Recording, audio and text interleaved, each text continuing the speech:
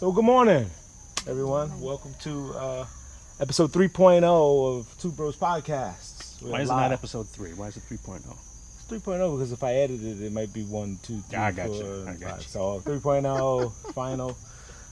We'd like to welcome our wonderful guest, Coach Joanne Arbitello Pinnock, or Pinnock Arbitello. Is it Pinnock Arbitello? Arbitello Pinnock. Arbitello Pinnock. I met you as Coach Arbitello, a long legacy of basketball in your family, and you are the head coach of the Mary Lewis Academy. Yes. As well as director of Positive Direction youth organization here in Queens, New York.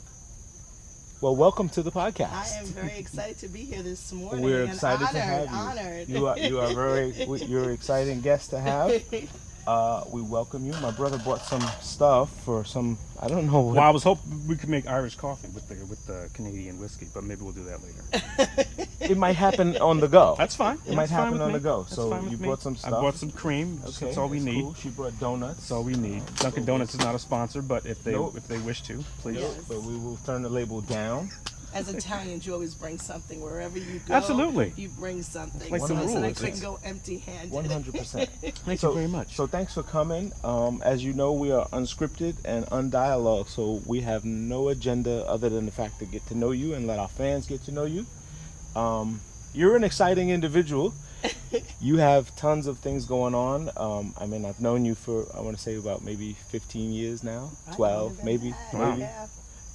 And it brought me into the coaching and the basketball. You coached my kid, and a plethora of events, and then life happened, right? Yes. So tell us a little bit about who Coach Joanne is and who you are. So, I played when I was young. I played in CYO, which is many of the children play in now. Yep. And then I went to high school. I went to the Mary Lewis Academy. I played there, and then back then there wasn't anything really. I'm old. Well, we're talking hoops too. We're talking basketball too. So Right. let's not forget that. There wasn't much for the women's basketball back then. So I decided to get into coaching. So I started coaching at about 17 years old. Wow. I had a CYO team myself at my parish, Our Lady of Lourdes, and then I went to St. Clair's and I started over there coaching. Back then there was only 2 boys teams. One of the boys teams being one of our present coaches, Kelly Griffin. He was on as a 13, 14-year-old young man. Shout out to Coach Kells. Yes, shout out to Coach Kells, and now he's back coaching. So, basically, honestly, when I first got there was no agenda. It was kind of like this. Yeah. And it was, all right, 2, 3 teams in CYO and in-house, and it just grew. It grew and grew, and I'm here today. I'm very proud of the organization. I had the opportunity to coach at 2 different colleges. I coached at Manhattan Community College for 4 seasons as the head coach, and I coached at Westchester Community College for 1 season. College was not my thing. Really? I have many friends that are college coaches, and I respect them to the utmost because it's just a totally different ball game. In what way? You really have to be able to understand the recruiting process and understand that you're at the mercy, and your livelihood is at the mercy of a 17 and 18-year-old kid. A lot of them, move their families 2, 3 times to go coach in different colleges, and I just could not see myself doing that. I'm very stable in the sense that I want to stay where I am, and that's not something I wanted to embark on. So I left the college, and then a year after that, I was asked to come coach at Mary Lewis, and I've been at Mary Lewis 10 years. Wow. And I do like the high school level. I like it. I think it has a lot of advantages, and as far as X's and O's, you can run it like a college program. So I do get the best of both worlds. Okay. That's fantastic. Yeah, jinx you owe me something. Yeah. No, but that's cool. So, and now your program, Positive Direction, which I'm very familiar with. You're now in your 26th. That's impressive. Year. 26th year anniversary, or you just celebrated 25th year, which is a big monumental. Yes. So 26 year in unfunded youth organizational basketball. And mind you, when I joined the program, a lot of people thought this was for disenfranchised kids. They thought it was a community program, and everybody said, how could we help? How could we help? And I thought it was weird because people said, like it's some sort of, you have to be almost impoverished to get help from someone. And it was like, no, these are good kids. They just need something to do. These are, some of them are majority single family homes, but that's just a social economic thing. That had nothing to do with, inner city, outer city, urban, and all that stuff. So all the monikers that were placed by everyone else made it seem as if this was some sort of a charity program. And when I got there, I met Jo. She was running it like very family orientated. It was run very like loyal. Everything had to do with, it was focused around, and that's what I liked. That's what drew myself to her, was that no matter what it was, it had to say positive direction. It had to be something to do with her. It couldn't be someone else's event. It couldn't be. And so everything was positive. PD, and now it's grown to PD Nation, of what we know it as now. So how do you deal with, first of all, it's not a community funded program. No. So you're private. You're a legitimate 503c. You get no help from anyone, and you've pretty much put this on your back. So how do you do it? So we are a 501c3, and I think part of what has happened is we deal with a lot of families that are middle class, so this is something that they pay for as an extracurricular activity. For me, which I try to explain to people all the time, when it grew, it wasn't a business for me, and it's still not a business. So I've always had a career. The Dean of Students at St. Clair Catholic Academy, and that's my real job. So that's my paycheck. Right. Positive Direction is not a paycheck, and pretty much it's something that I love. It's a passion, and that doesn't go away. There are nights when you're like, okay, why? Like, why do I continue to do this? But the next morning you wake up and you're just so excited to get out there and do whatever you're going to do today. Like today we have registration, and it's exciting. And people will look at me and be like, registration's exciting? Yes, because it's something that, I built. We do try different avenues to try to see if we can get a sponsor. But unfortunately, it's hard. It's very hard. First of all, because I have a full-time job and all my volunteers have full-time jobs, we don't have someone that can just sit there all day long and look for grants on the computer. And I think that that's really what it takes. It takes someone that can dedicate their full time to try to look for grants. And now I'm looking for people that maybe are retired, that want something to do, to kind of put that in place so many years later. But we have survived. We do fundraisers. We do little things, little fundraisers. We do a Halloween party. We'll do, 3 of my teams did a readathon last season. That was awesome. I saw that. It was incredible, and it paid for like 4 extra tournaments for each team. That's amazing. But again, the kids worked hard. They really did read the books, and they went out there and got the sponsors. So we're going to do that again. We're going to do a readathon, and hopefully we'll bring in more money with that.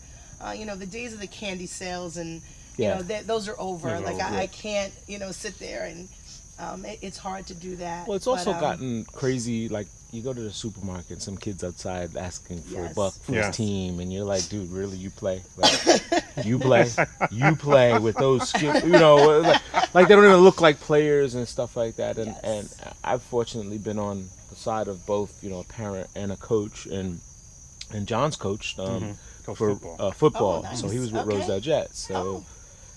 So that's a whole other. So he can appreciate. Yeah, you shouldn't. I question any time that you see, like, an organization or the claim that an organization that kids are hustling for an organization. That's always that always sends a red flag up to my head. This is, well, how come somebody isn't fundraising for you? Why are you out here selling the M&Ms?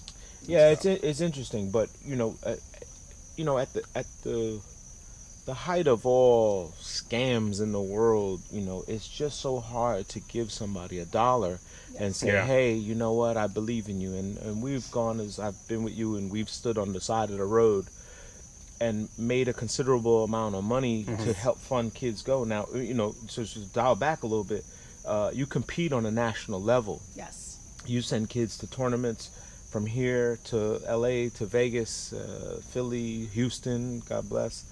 And you've traveled, and you're not funded by anyone, so the parents are have to foot the cost of this. And many of them, as I've been on the other side of it, go, well, my kid's good, he should be, you know, he should be flown first class, and he should be, you know, this and that, and he's getting offers from other schools and all this other stuff. So how big is how big is the barrier between coaching and parenting now that you are a parent yourself, which I never thought I'd see the day. Never thought? No, because she was in a gym rat. You know, she was just lived in the gym, and there was no possible life outside of a basketball with this lady. But you're from a basketball family, I am though. from a basketball family. You've probably, I mean, basketball's probably been a part of your life ever since you could, ever since you probably had a conscious memory. It's been basketball. My dad coached. He has passed away, but my dad coached. My dad was very competitive. My dad's dad, my grandfather, was very competitive. Really? His thing wasn't basketball, but it was just in general, like, you know, very competitive. He loved the horses. He loved cards. So we grew up. Yes, we grew up with that mentality. And my brother, who's the head coach at Christ the King High School, and has done very well. Good job. Yeah. Since he's been there and got the job at a young age, we understand the value of winning, but we also understand the value of life.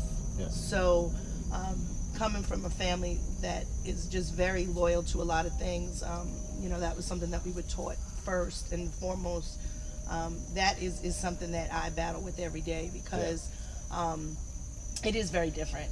There aren't a lot of parents left, like the Whitfields and the Briscoes and the Jacksons and the Barrows, and if I left anybody out, I mean, there's, you know, and then on the girls' side, we had, you know, the Nicholases and the Georges and the, you know, Lawrences and the Freemans, and those are kids where parents were just so supportive, and you know, there wasn't anything that I couldn't say that they weren't on board with. Right. The golden age of PD, which what you hit at Apex, and you bring something very interesting, because you've sent a lot of kids to college. Yes. And a lot of kids are very fortunate to be on the receiving end of either full, partial scholarships for not only basketball but academics as well.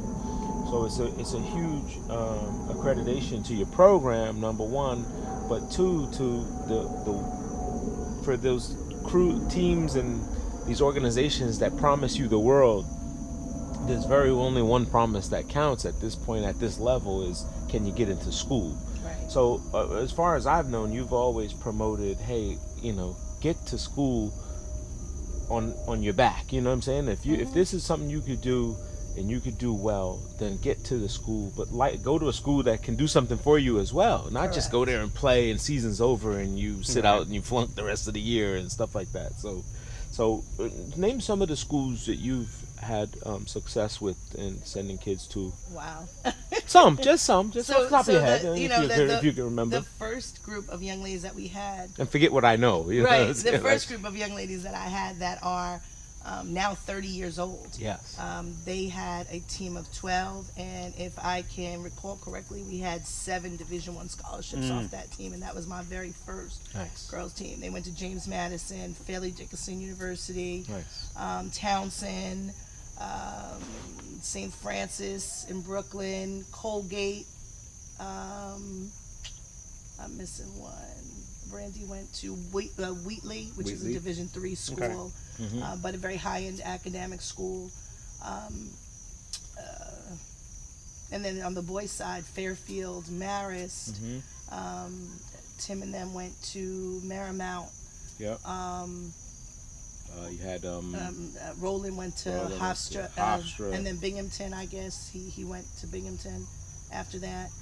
and a host of, I mean, Yes. like I mean, right now I have a young lady playing at Minnesota, Adelphi, yep, you got Syracuse, you got American University, you American got University, Holy Cross, Holy Cross. So you have a pedigree. Yeah, yeah, Providence. We just, and it's funny because young ladies that are 30 now, nobody went to the WNBA. Right. They went to college. They got a free education. Nobody gets that little slip to pay their student loan back every month. right. And then some of them went on to get their masters and had that paid for, depending on what their relationship was with their coaches. And then we had the boys that are now 25. Yes, Yeah, they're 25. And same thing. Nobody went to the NBA. I mean, Mo Barrow is overseas, and Yeah. Roland played a little overseas. But at the end of the day, I think what parents and more parents today need to understand is your child eventually has to take on your role. Right. So eventually they have to go and get a job, have children, get married, and live the life cycle. And I think that some parents today have a misconception of what their child is actually going to do in life. I mean, yeah, somebody may make it to the NBA, and that's great. Yeah. But at the end of the day, they're also, if they play in the NBA, still have to have the life skills to be Absolutely. a dad, Right. a husband, understand financially how to do stuff. And I just think that that's important in a program, in a youth program. And that's some of the things that I try to incorporate into our youth program is make them good people. Right. I mean, and people could think I'm crazy. I've never, ever, ever won an AAU national championship. And AAU is like those three Right. letters that everybody just Everybody falls wants to see, apart on. right, And, yeah. and now the new thing is EYBL. Yeah. Oh And my God. you know what? everybody's going- The bottom line is you have to be able to incorporate other things into your program, and I think that's important. And I think parents really need to understand that. I think that's the big thing nowadays. That you want to be able to go to a program that's going to invest in your child Yeah. in all aspects, not just their basketball. Because as soon as your child can't perform out on the court at some of these other programs, they're going to bring somebody else Yeah, in. absolutely. Is that easier to do for women than it is for men? Because it seems like for a long time, for women, there wasn't this lure of being a professional athlete. And so you had to sort of say, okay, well, what is your plan for your life? Correct. How does this incorporate into your life? Yes, you are a fantastic athlete, but you being a fantastic athlete will only get you so far. And it seems like women are just more adjusted to the notion that, hey, there's going to be a future ahead of me that I need to start building a foundation for. It seems sometimes that men get caught up in the notion of the extreme possibility of being a professional athlete, and it seems women just have a better idea as to, okay, well, this is a foundation block for me in the future. Well, I think that you'll probably get a lot of comments after I make this comment. But We welcome that. I think that what has happened is there are a lot of men that have come over to the women's side to coach and start programs. Yeah, I'm seeing that now. And it kind of works in a way where, just like I had a male oversee my boys' side, for the reason that as a female, I don't know what a male needs at Right. all points of their life or all aspects of their life, and vice versa. So as a male, they're coming over to the girls' side, and now there is that same overtone that there has been on the boys' side, where they're calling young ladies and telling them, come over here. I had a conversation with a parent yesterday, and quite honestly, the kid is only in 5th grade, and there's people at them already. Wow. And it's a situation where I've taken the stand where that is your child, you have to do what's best for your child.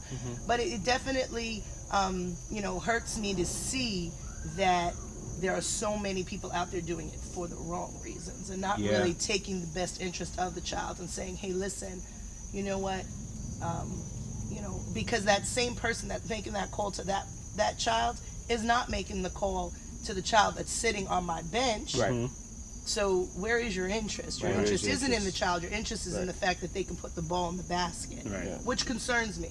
And that's always been my thing at Positive Direction. We welcome every child. Yeah. I have never turned away a child. I mean, you could walk in my gym and just not be able to bounce a basketball, and it's okay. If Yeah. you want to stay in my gym, you can stay in my gym. Yeah, and So- it's done very well. I've seen kids now, later. They know what I knew now, back then. But now I'm seeing the kids come out and they're being productive citizens. Yes. They're out. You got Briscoe and Pringle working for the Orlando Magic. And started their own And clothing started company. their own Blessed clothing. Living. Blessed Living. Shout out to Blessed Yes. Living. Young Brisk and So Pretty proud Tony. of them. No, I'm so proud of them. I had the chance to meet with them down in Atlanta at a different event, and we talked and chopped it up for just a few minutes to just say, man, go for it, man. Don't let anybody stop you. And it's beautiful that people are starting to understand and how to branch off and entrepreneur. I think the nurturing part of it can be somewhat addictive, like we said, the over parenting and the parents, my baby. Oh, yes. And that can be so annoying. Like I've coached, you've coached, and you know how you're telling a parent, like, listen, I got him, he's with me, we're doing, this is the game, this is part of it. Your kid's not the only kid out there, and we're looking after everyone's safety, everyone's well-being, and everyone's future. But you, the parent, still have to do the homework. Correct. And that's where I think people forget. Like, hey, are you, my kid's not getting in the game. I mean, get the guy, how come my kid's not playing? Yeah, well, did you go and see his handle? You see how he can't dribble the ball. Right. What are you doing in the backyard with your kid? Right. So that little bit of homework for parents to go home and take home is missing. They drive them in the car and they're like quiet and they're sorry you didn't get in the can. And some of the practical stuff too. I mean, when I was coaching, like parents wouldn't bring their kids to practice and then wonder why this kid isn't playing. Right. It's okay, well, you understand that, like, you have to practice to play. So how come he isn't playing? And then they say, well, I paid X amount of dollars and stuff. That's what and that's when I paid, right. I should play. Right. Payola for and sports. Over the years, I have realized that there are those parents. So I have different programs. We brought back, thanks to Kelly, Coach Kelly, wanted me to bring back the in-house, and the in-house is Saturday afternoons, which is just games. You don't even have to come to practice. It's once a week you come, you play in a game, we draft teams, and you play. So we do have that that side of the program to accommodate those parents that just want to see their child on run up and down the court. And that's fine. Like I said, I believe that everybody deserves an opportunity. I think that more parents today than the parents that you're talking about are the parents that want to play basketball more than their child wants to play basketball. And they're taking them to 555 workouts a week, and the child still just can't make a basic layup, but they can try to put the ball between their legs. Right. And again, or jack up a three. Right. This is something this is the that thing I can't we talk stand. about all the time at my program. Myself, my coaches, my staff. And I think it's important that parents are very realistic. I think at the younger ages, my children are 7 and 5. And just from growing up in a basketball family, that's what they wanted to do. My youngest actually wants to play soccer, so I found her a soccer team. Did you? She will be starting soccer because I want them to do something else. But my other two love basketball, and I'm not going to say it's unfortunate. No, it's not. They were born in that gym. I mean, they were literally born in the gym. The inevitable. But does anybody in your family not do basketball? No, even my other brother coached for a long time. He still loves it. He did. Yeah. And he's great too with kids. His children also played. Yeah. He actually has a very nice position at Flushing Hospital. So Coach Rob was all right. Yeah. We went through a lot of wars with Coach Rob. I mean, we traveled together, and that's the beauty of it. I think a lot of people misunderstand. Like they want the fruit, but not the labor, right? Yes. So they always come and say, "When are we going to Vegas? I heard about this Vegas trip. I heard about you guys going to Vegas and having so much fun and this and that." And they're not ready to put the work in. Yeah. And you want to compete on a national level. I mean, we went to Vegas and got our asses handed to us because we saw these big. Every time we went out of state or down anywhere below South, it was guys that were like 15, 6'8", you know, Yeah, there was like 100 LeBrons like out there. There were tons of kids, and they were like legitimately the right age and stuff. They were just big homegrown Southern kids, and I will say that we had such I go back to the nurturing side. We had such a, well, mommy, you know, like we had a bunch of kids that had bottles in their mouths that had everything handed to them. And these kids were like, I ain't got nothing but a dirt road where I come from, and I'm gonna. And New York had this stigma that New York was so elite that it was like almost a target now. It became I want to beat these New York guys. So the minute we walk into the gym, oh, y'all from New York? Yeah. Y'all from New York? And now mind you, the name of the group is Positive Direction. It has no region on it. It doesn't say Positive Direction New York. It doesn't say, but they always put New York on it. And they always, oh, they from New York. Oh, that kid, they got the kid with the one, and they go, people, I've never heard of these guys. And then those are the ones, smash, we washed them out. You know what I'm saying? Well, that happened last night too. Last night we took our 10-year-old boys over to the Gauchos gym, and you know, we have really put our focus on the boys side over the last few years to try to build strong teams without going out and stealing kids and recruiting, and just using kids that walk into our gym. And I'm so impressed with the job that my coaches did these past 2 years with the development of the players individually. And we went out to Gaucho's gym last night, and we were beating a team by like 20 points. And I heard a gentleman say, like, who are these guys? Like, who is this program? And all I could think to myself is, we've been around 27 years, going on 27 years. 27. But you know what? The rah, I'm okay with the fact that, you know, there's not all that hoopla around Positive Direction, because at the end of the day, I love what I do. So I just, you know, I take it with a grain of salt. But, you know, getting back to what Chad said before about the kids that we had, like even Tehran, which, you know, is Chad's son and your nephew, you know, to see him walk around my building every day as a teacher's assistant now, it just like, you know, it's for a director of a program, more than anything else, you're just a proud person. And I just, you know, I asked him if he could coach my daughter's team this winter while I'm at the high school. And just to see him interact with the kids and everything, you just know that you've done the right thing. And he has another young man that played with us, Sean Branch, who helps him and coaches with him. And to see these two young men on the sidelines, it's like, oh my goodness. Yeah. So I think that that's my motivation for continuing every day without sponsors, without, you know, sometimes the aggravation of getting up and you get that phone call from a parent. There's more good than there are, you know, negative in it. And that's the positive thing, Positive Direction. But that's the positive thing about just being, you know, having more wins than losses, right? So in life, the same thing happens. I mean, you can be holier than thou, but you could do everything wrong. So the concept of just doing more good than you do bad, and balance out, and hope you get upstairs to a better place, or wherever that better place is for you. And that's cool. And a lot of people get misinformed that because of the Positive Direction program sits in the gym of St. Clair's, they often think that they have to be affiliated with the church in somehow. So I'm sure you can clarify that it's two separate programs you just happen to work at. I happen to work at the school. This is my 16th year at the school, working there, but it's my 26th year at the program. With Positive Direction. So my program was there before I started working there. And no, you know, you don't have to be any religion or ethnic background or anything in order to be in Positive Direction. One of the things that my focus is on this year is trying to bring some kind of faith into the program, whether it's Catholic, Baptist, Christian, Protestant. I think that the young people of today need some kind of faith. They need something to believe in, and I think it's important.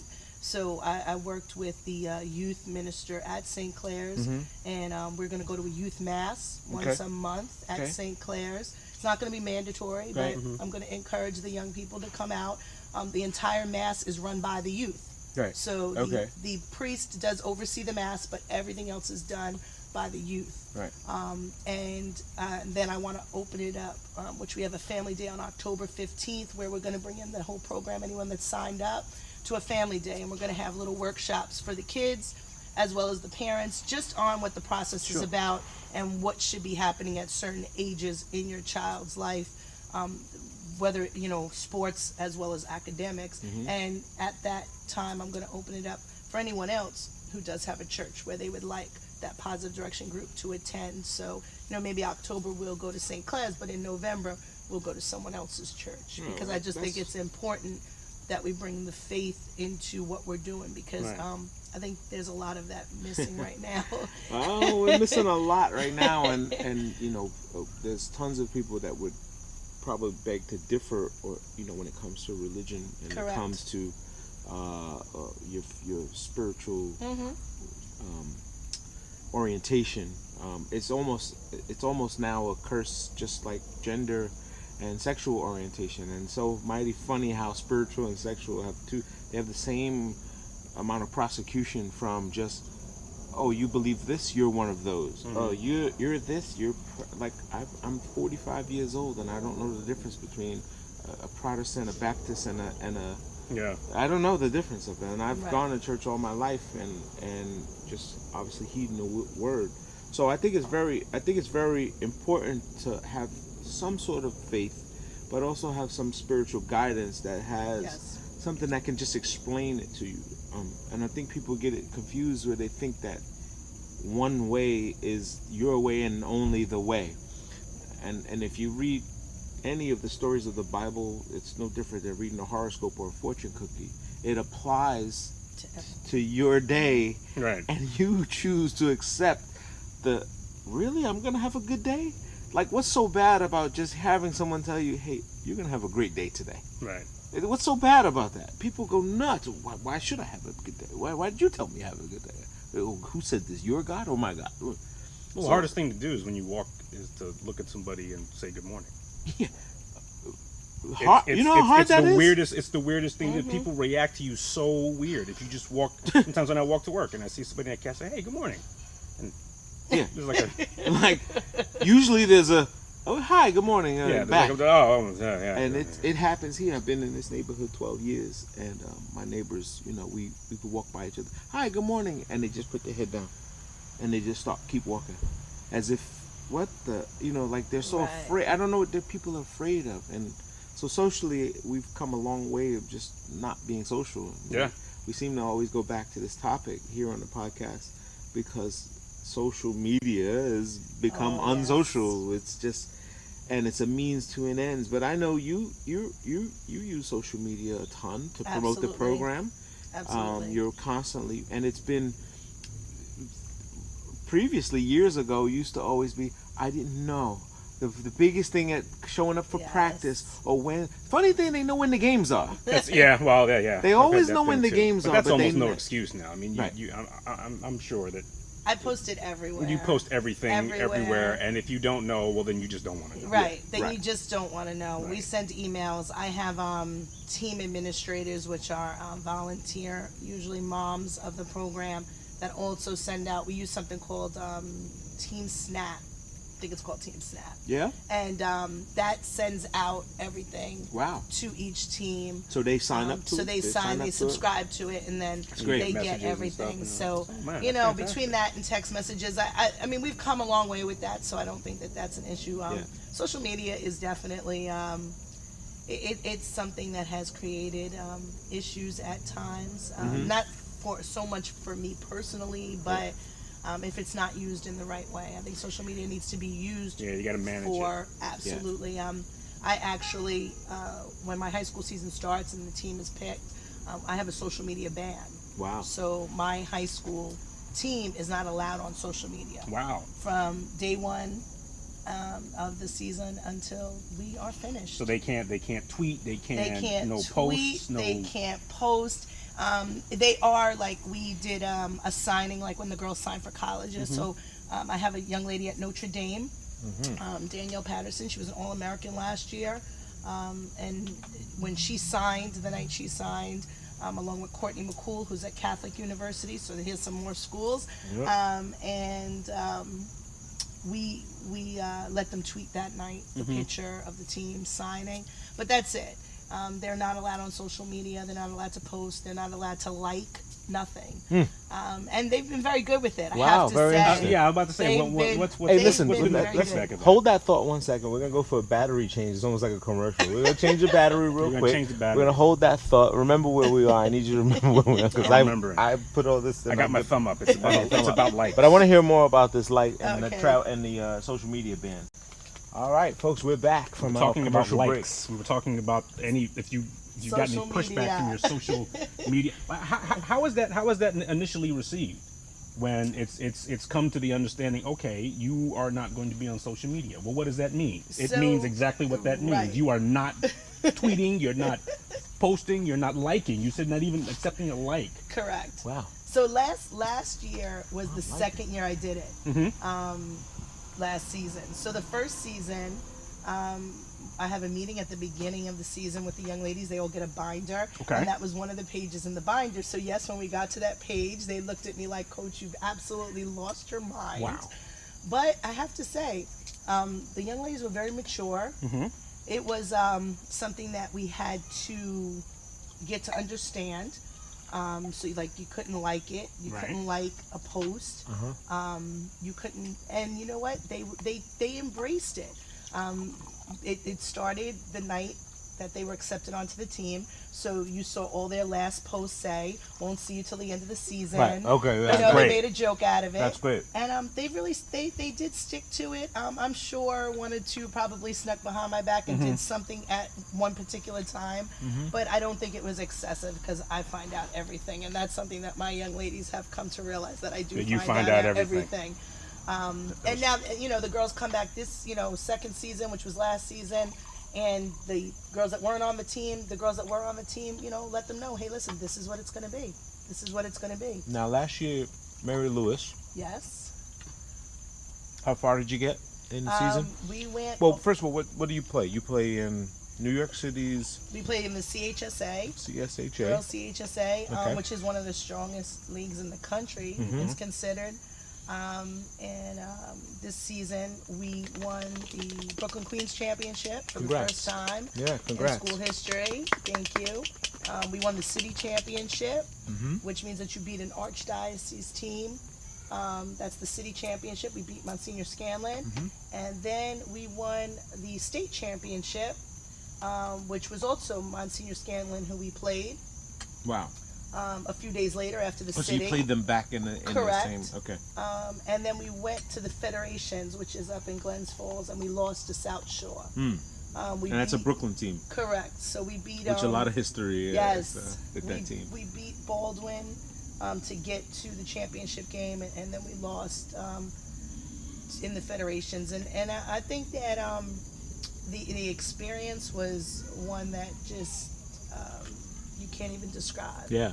It was incredible. It's electric, right? It's. I won my ring today. We got rings. Oh, you did! Yes, Wow, look at we that. did. Oh, can you We show that did. to We the got camera? there? rings. Balling. That's Wow. a baller's Yes. ring. Is that like an emerald or something? Let's raise a That's toast to school that. Let's color. try. Hopefully these Okay, Irish let's coffees do are not Irish that coffees. bad. All right. It's my first time ever doing this, so That's pretty whiffy with the whipper there you had. This is very good. it's not bad. That's Hey. not bad. This is very good. Yeah. Alrighty. Registration will be very good today. Yeah, I was about to say. Registration will be pretty fun, and this is some Canadian whiskey I brought over from Toronto last night. Oh, So, okay. yeah. Oh, so it's very nice. Right. So Very this is nice. international. Yeah, it's international something. So that's a maple.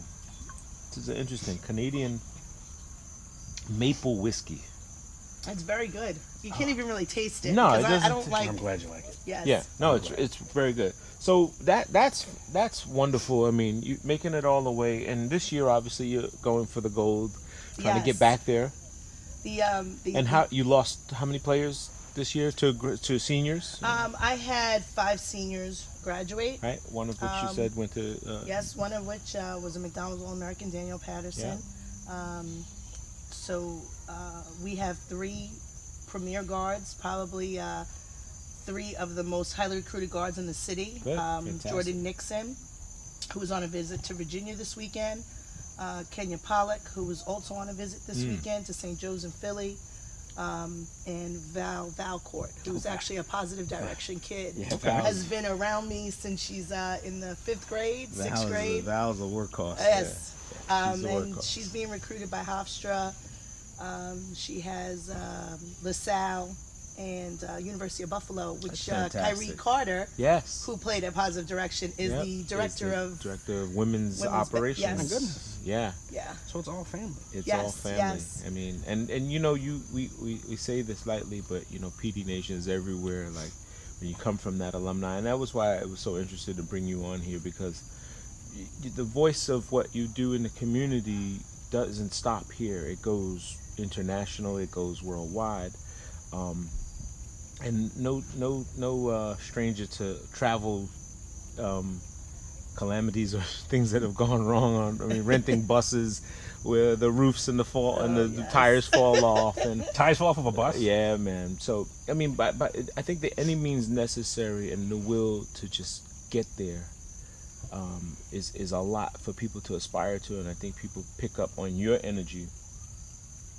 Which is a positive thing. I mean, it can only lead to good things. So, it's a very formidable thing that you're doing for people, not just the community, but you know, I try to stay away from it being a Rosedale thing or a community thing. It has nothing to do with that. It's a people thing.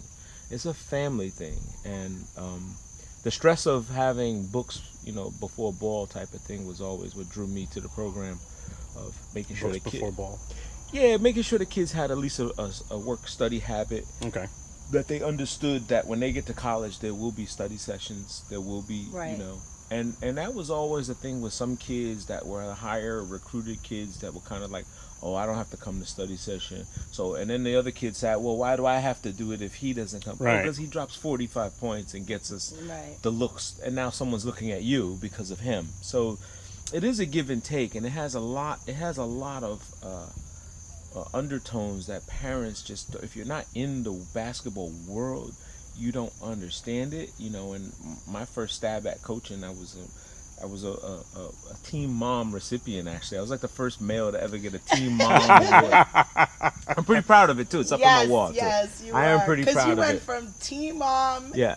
You went to a coach, and then you were a director. Yeah. So and I still consider you a big part of the program. Oh, absolutely, and I still feel a part of it, and it's a wonderful thing. It's a wonderful organization because it had all the makings of you know, what you would expect your community to have, right? So her doing it on her own kind of says, well, where are the communities where are the people that's supposed to do this, right?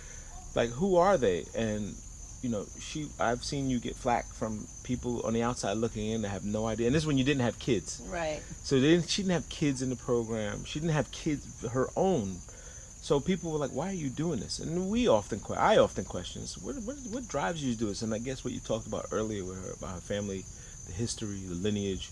Well, yeah, I mean, it's in your blood, right? It's in your passion. blood. I mean, it's definitely a passion. It's definitely something that I love to do. Like, I love to do it, and it's something that you know, I think that's also why it took me so long to find a husband, because there's not a lot of males that are going to put up with that lifestyle. My husband is phenomenal. He, you know, we're married 7 years in August. Congratulations. And, that's crazy. Right? Why is that crazy? It's crazy because I was there for everything. I mean, I was there, and I saw it happening, and it didn't look like that's what was happening. Because you make it seem like somebody married you? Yeah. 7 years, that's what it sounds like. But is that what we're saying? Listen, they said if this lady had a baby, it'd be a basketball. It Yes, would come out. Said, It would come. She would give birth to a basketball. I mean, I literally was like, "What's he look like? What's he look like?" And it was twins. It was twins, nonetheless. It was damn sure basketball, because she was walking around, and they said, "What are you doing, Coach? You got a basketball in there?" Damn sure. So I'm sorry. No. I was gonna say, as a coach, do you have a? Would you say you attribute yourself to a certain like style? Like why are you so successful? Why have you been successful? Is there something that you do that other people are not doing? Is it because that you are just inherently, you inherited a certain amount of knowledge about basketball that other people don't have? Do you approach things differently, or is it just I mean, I think why that, are you more successful than the average coach? I think that a lot of times in anything, not just sports, people think that they've reached success, and I don't think you ever reach Good point. success. You're always moving. I think you have to constantly work on your craft, and I think a lot of people don't. You come in my house at 11 o'clock at night, and yes, I do watch Love and Hip Hop. I watch, but there's really only 2 shows that I watch, and that's Love and Hip Hop and Basketball Wives. And other than that, I don't really watch anything else. I'm not really a movie person, so there's basketball always on at my house. So I'll watch old games. I'll watch all the DVDs from my high school games this past season and break down stuff and learn from it and say, you know what, I really could have made a different sub here, or I could have. And I think some people won't admit that to themselves. Like, I'm not the best coach that I can be, and I'm not too sure if I'll ever be the best coach I can be. You have to always get better at what you do. There was a college coach in the gym the other day, and I asked her, is it okay if I come out to your practice when you guys start? Because you can learn from other people. You can get better. And I think that a lot of the coaches, especially like the moms and dads that just decide they're going to coach basketball, think that they know the game, and they have all the answers. And instead of like going and sitting with somebody and saying, hey, you know, I can get better. I mean, you know, I'm not afraid to. Last year, at a certain point in our season, our high school season, I was at my wit's end, and I had very good players, but I called one of my friends who's a former college coach, and I asked him if he could send me some stuff on rebounding, and he sent me a slew of stuff. And you know, you can't be afraid to ask. You can't be afraid to you know, let your guard down. And you know, I mean, you would hope that the people you ask isn't going to run around town and be like, oh, you know what, she really doesn't know what she's doing. She got that 2-3-1 play from me. Yeah, you know, but honestly, like at the end of the day, when you're standing there winning a championship, I could care less. Right. Like I'll thank everybody that helped me along the way. Right. You know, you also make sure you surround yourself with people that know the game. Like, I'm not afraid to have, and some females are, my whole staff is men. I'm not afraid to have males on my bench. Right. Everybody brings something to the table. I brought in Anthony Doolin this year as my assistant coach. You know, he's real good. I have the legend Dave Edwards, who, you know, Georgetown, who's, you know, very good. My husband, Fabian, he helps out. I have Tony Menez, who ran Africa Parks. Tournament for years. He's my JV coach, and Stephanie Quick, who played with me, she also is one of my coaches. So you try to surround yourself with people that are going to bring something to the table. And the same thing at Positive Direction. It's all volunteer. Don't get me wrong, but the guys that I have now know basketball, and they take an interest in the kids and the kids' development. So you know, I say it all the time. You know what? Yeah, maybe you can go to another program and you're gonna, you know, see, you know, a coach that's been at the high school level or whatever, and think that that's the answer. But my coaches work hard, and I think that that's important. That's good. Something that's good to always be learning. Is probably the greatest advice you could have in any field or any craft. I mean, if you're learning something new every day, we're doing this, we learn something new every time. That's something that people, I mean, I think people who don't do that are the ones that are missing out. Like, they just don't accept learning. Like, they think they know it all. And people don't want to be uncomfortable. Is that what it is? I think it is. I think you get to a point where things are kind of settled, and I mean, you probably could have like rested on your laurels a few years ago and decided that, okay, well, you know, I've made these accomplishments, and that's me. This is the cap this is of how the I do program. it, you know. But the simple fact that you said, hey, you reached out to somebody else to say, hey, I'm having issues with this. How can I help? It means that you were dissatisfied with something. You were uncomfortable for a little bit, and now what you've done is you've expanded the realm under which you have control of, and I think in general people are afraid to do that. People want to sit in their comfort zone and do it. It's the same thing with like people not saying hello in the morning. People just want to be comfortable, just want to be left in their own thing. I don't have to include somebody else, except for when they need something. World. Except for when they need something. Well, then you have to drop that. It gets like you can't. If you're gonna be that way all the time. Correct. And go down with your ship. And you know, when we had Sandy here, my neighbors who I spoke of, the first thing they saw was my light on here, and they was like, "You have power? What, can we run a cord or something? I'm sorry, who are you? Like, now you want to know me? This is the time you want to get to know me? Right. During a crisis where I'm a human being and more, I will help you because I'm human. But the fact that you can't imagine, like, you've done nothing to just foster a relationship with people. And I think that's what we said earlier. People just don't want to put the time in, but they want the result of it. They feel entitled to have a friendship, or I paid my money, I'm in your program, you owe my kid to run up and down while I'm going to the mall shopping. Because they all do is they go Well, the best is, like you just said, they leave your program. Yeah. And then I've had parents come back when their child is juniors in high school. Yeah. Oh, I made a lot of mistakes, and can you please go through the recruiting process with me and help my child get a college scholarship? But I'm like, that was the part of the program. Oh, yeah, exactly. Yeah. Well, because that's the part of the program, the whole nurturing part of it, of going through it in your younger years to prepare you. So it's a preparatory program. I mean, it's more college preparatory. I mean, what's the I forgot it now, but what's the preparation for NCAA? That the clearinghouse. The clearinghouse. Yes. This is something that people have not talked to any of these kids about. And the first thing when our kids got it, she says, "Look, we got to get you guys set up for clearinghouse." And now clearinghouse is through NCAA. So when Teron went through the marriage process of going and getting in, when he got accepted, and they were like, "Okay." And there was a few haters, and the guy was like, "Well, he still has to do clearinghouse or whatever else." And he goes, "Okay, here's my registration, and my number was done. It was done already." Right. So they were like, "Oh, okay. So what else is there to talk about? We got nothing else to talk about." And that I think that in itself, just being prepared, is what people think they can bypass. You can bypass the training, the preparation by, I'm going to learn and do it and just deal with it when it gets there. And you can't do that. You have to have training. You have to have some sort of like when our last guest last week, Cheyenne was here, and we talked about 9/11. She says everything you trained for goes out the window in a crisis. So now you rely on instinct. And so this is what is happening with your program now. Now you're more instinctive to what you're doing. And I think in the grand scheme of things, you've done fantastic. So we congratulate you. Thank you. And now I see you you pay a lot of homage to the late great Pat Summitt. Oh yes. So tell us what you see in from when I was younger, much younger, I just was so intrigued by her path and how she came up and the things that she stood for,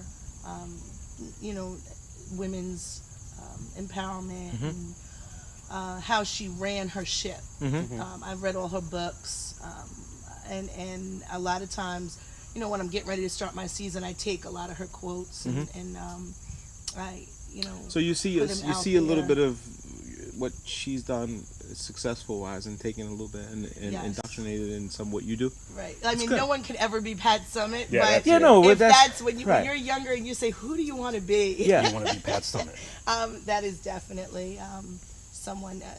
The girls laugh because many years ago when I had a team out in Chicago, there's a big tournament in Chicago. Literally, I was standing in a doorway and she walked by me and I just froze. I didn't even get the words out hello because I just stood there like, oh my goodness, she just walked past me. So the kids were getting crazy if LeBron walks by. Yes. You're like, I was like a little Pat kid. Summitt walks by. And then, ironically enough, last year the young lady that's at Notre Dame was being recruited by Tennessee, which I'm a big fan of, and the coaches came, but obviously she wasn't a part of that. They have new coaches.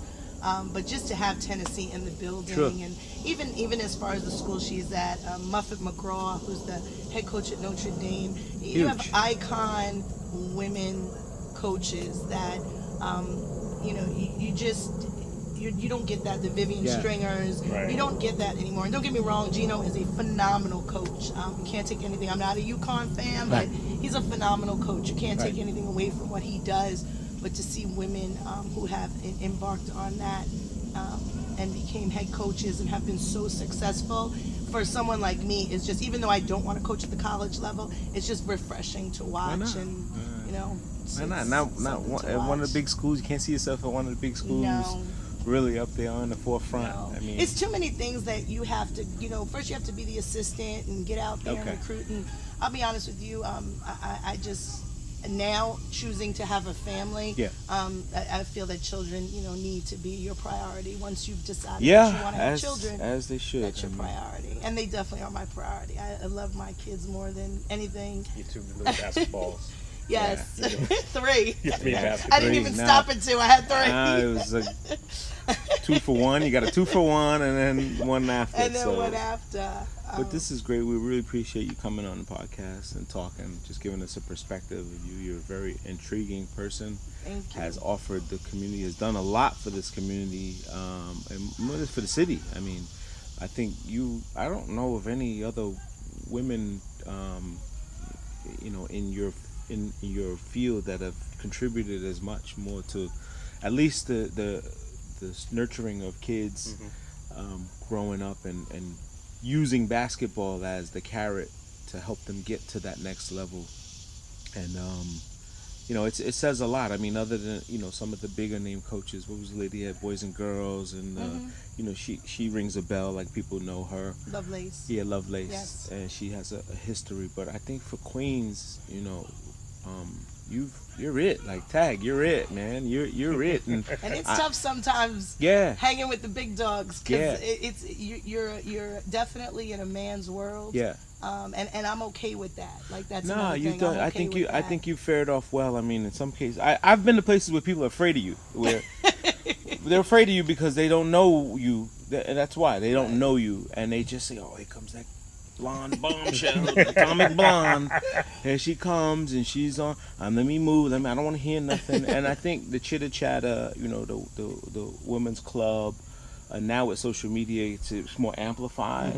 And I remember back then we didn't have that much, much. I mean, you had MySpace and a few things, but it's very important to have a role model for women, just as you saw as Pat Summitt was for you. But now other young ladies I see now saying, "Coach, you're everything to me. You've done so much for me," and they now take on and embody, and they come back and coach, and they want to do, they want to figure out how they can give back, and it's somewhat of a soul searching thing. It helps fill a void, or maybe gives you some sort of peace, and hopefully you find peace in all of this. Shanae Freeman contacted me recently, and she's actually, and we're looking into it, trying to start a chapter of Positive Direction down in Maryland, where she is. She was asked by one of the bigger programs down there to come on board, and she said after sitting and thinking about it, she wants to start Positive Direction down there. So I'm just trying to go through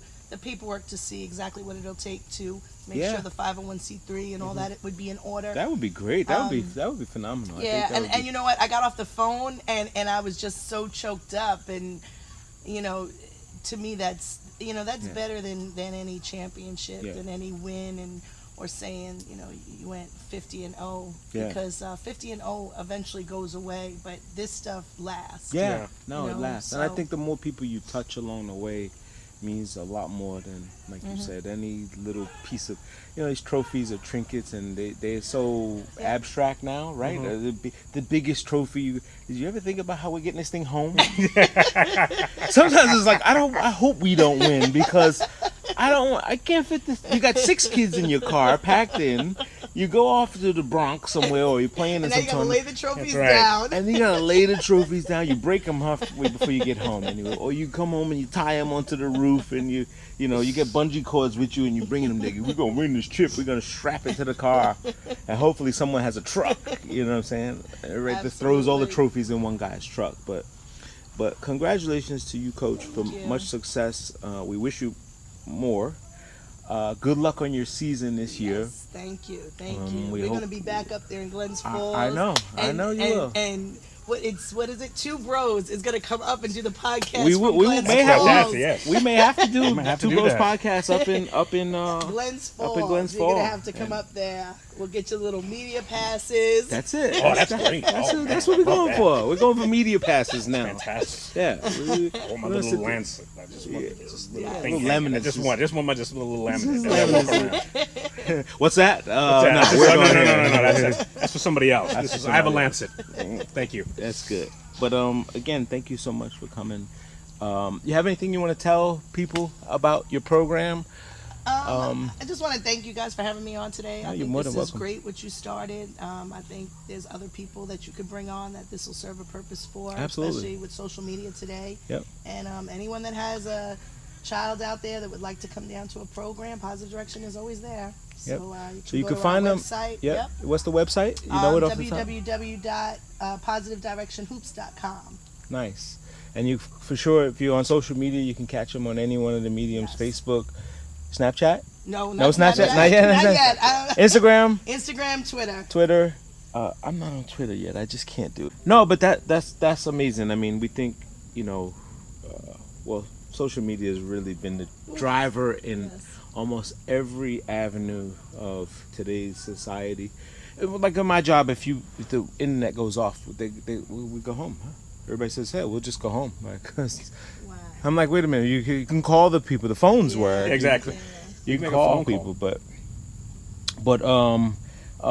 again, we just wanted to close out with the last. Thanks for coming on the show,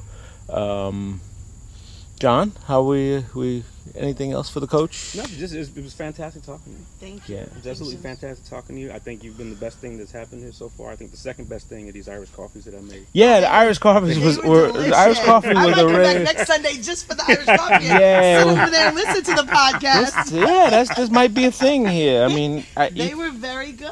I don't know. This whippy thing. What did you do here? Yeah. How'd you whip it? It Because he got. put the It's little heavy cream. thing in It's a there. ball? It's a little ball in there, yeah. Oh, because it came out whippy, And he whips really, it up. just like really weird. I'm impressed. I'm impressed myself. So, Thank you so much. Yes. so thanks to the Irish coffee maker. He's now a barista. Which is a fancy word for coffee pourer, I guess. But Coach, thank you so much for coming. We really appreciate having you. Two Bros Podcast, Positive Direction, Episode 3. Catch us on 13 Ghost TV, and we'll see you next time. Peace. Two Bros Podcast on 13 Ghost TV. Subscribe, leave some comments, and tell some friends. I'm gonna go grab a drink.